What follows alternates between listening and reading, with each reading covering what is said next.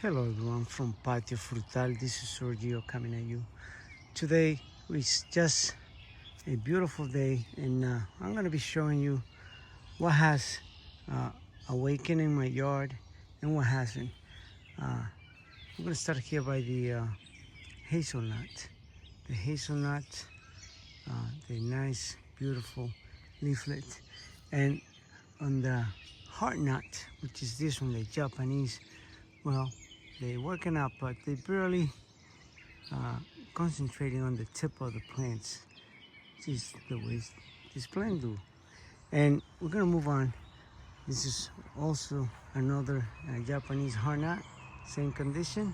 She just has little brushes of leaf coming up, and hopefully she will produce this year.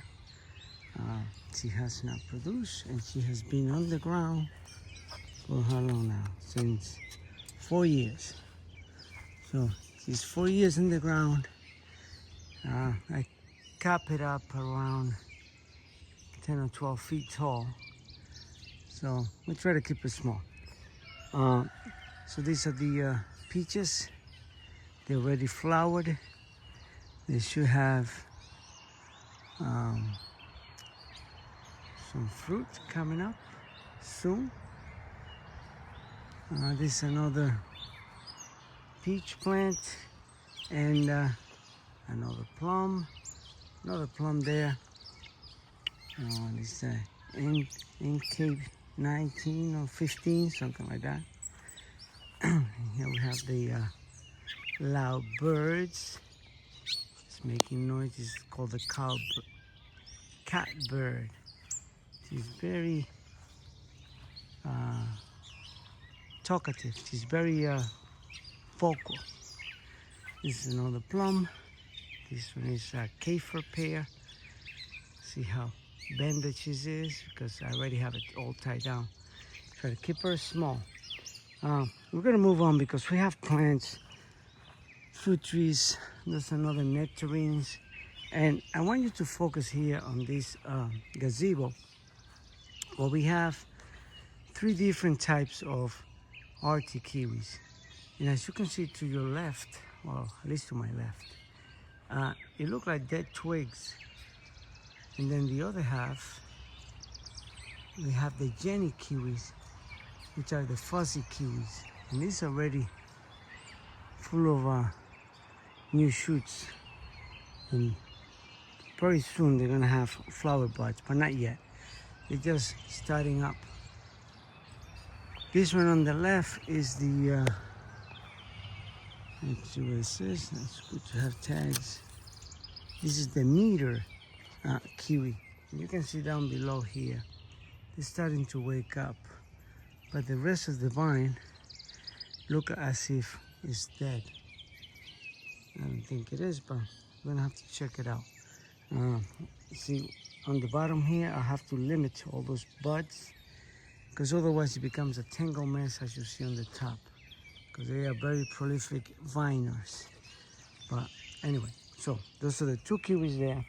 And then we come to the pergola, and as you can see here, she's doing beautifully. She just, in 1 week's time, she just came up in leaves and stuff, and it's looking very nice. And down here, we have our Akivia kinata. This is a Japanese chocolate vine fruit, and produce a beautiful purple fruit.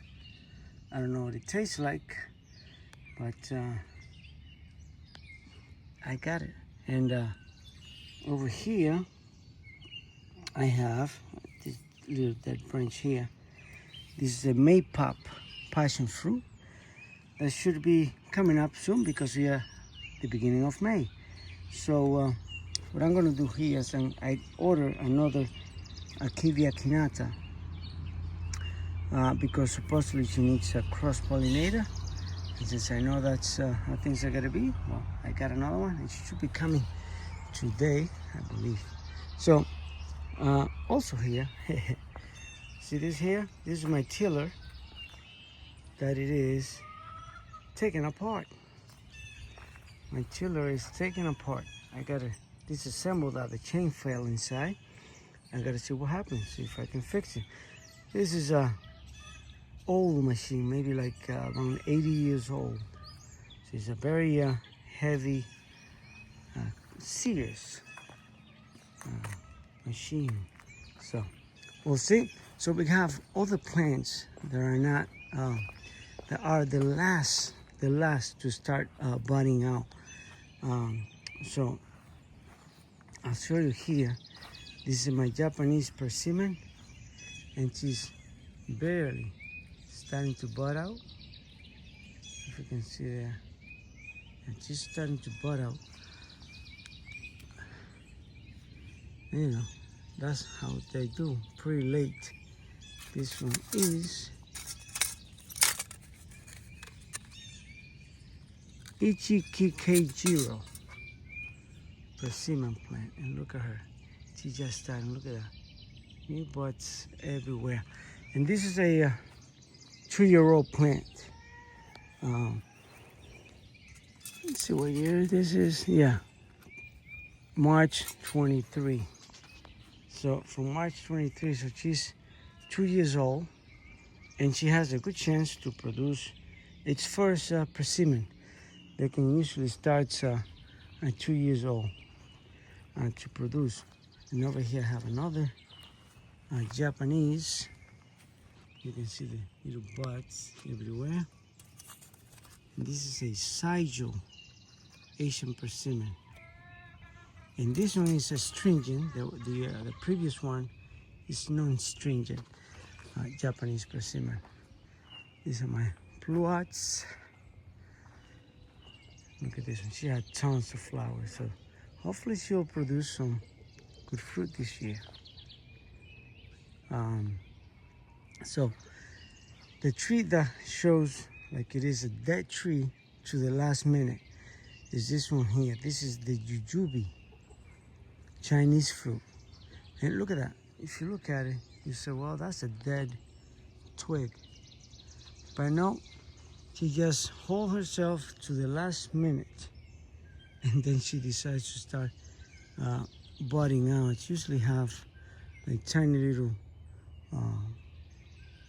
growth. But that's the way she does it every year. I have another one here, which should have been her cross-pollinator. And I don't know if you can focus there. But look, she already has tiny little buds coming up, but she's only like 1.5 foot plant. I want you to notice that it has a not chicken coop, not a metal cage to protect it. Because during the winter, the rabbits don't have much food to go by. So they start nibble on any young plants that they can get the barks shoot out. So they will do that. So this is another jujube, the one that was donated to me. This is a contorted jujube. See how the branches are not straight? They're all going to all different places. Hence the name contorted. So this one is ahead of the other one. You can see tiny little, let's see if I can focus here. Tiny little buds now everywhere on this one. So this one is going ahead of the plant. So this one was donated to me by a friend who didn't have a good spot for it. So I said, yes, I sacrifice myself and take it off your hand. So he gave it to me, and in exchange, I'm gonna give him a plant that is not working out for me because location. So I have this tree here. It's a Chicago Hardy, and that is that one in that bag there. So because it's so close to the pergola, not the pergola, the gazebo here where the kiwi vines are, the Jenny kiwis. Well, I'm going to donate this one to him because he needs a fig plant. So this one, look at this, it's nice and green. I just removed the bucket that was on top, and the bucket was full of those leaves. That's how we do here in the Northeast for Zone 6B. Otherwise, you plant in ground, your fig plants in ground will not survive on their own, because once temperatures drop to 15 Fahrenheit, they're dead to the ground. So you have to do this. This is like a heavy insulation. Look at this inside, so full of leaves. And that's how I do to preserve plants, the figs. Otherwise, they will be dead. So as you see here, these are bluebird houses. And one there, one over there. And you also have, bird feeder over there. But anyway, so this is my fig road. Well, my road of fig is going to be here in this area of the yard. And also, I'm going to go towards the pawpaw, because I forgot to mention that our pawpaws, it's full of blooms.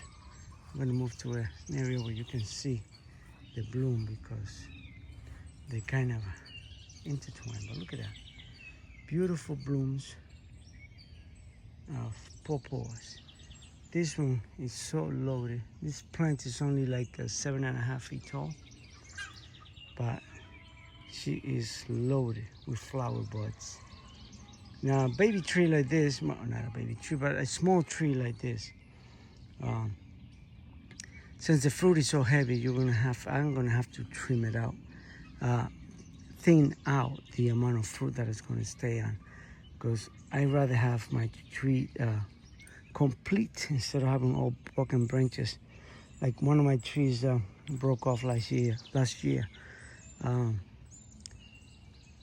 So we're gonna keep going, because we also want to show you, I have all the Asian persimmons and pears all over the place. And look at this. This is a Saturn peach. Well, this is flower, I don't know what you call this, but it's very fragrant. I watch off this thing. It's very fragrant here, so gives it a nice ambience aroma here. So we're gonna be putting this. All right, this is my busk. Sorry for jumping around. This is my busk pear, and this is the first time it's gonna produce. Last year she had some flowers, but it didn't. We had a late frost, so it didn't have any fruit. But this year, hopefully the weather will hold. Keeping my fingers crossed, because we are in May, so we don't know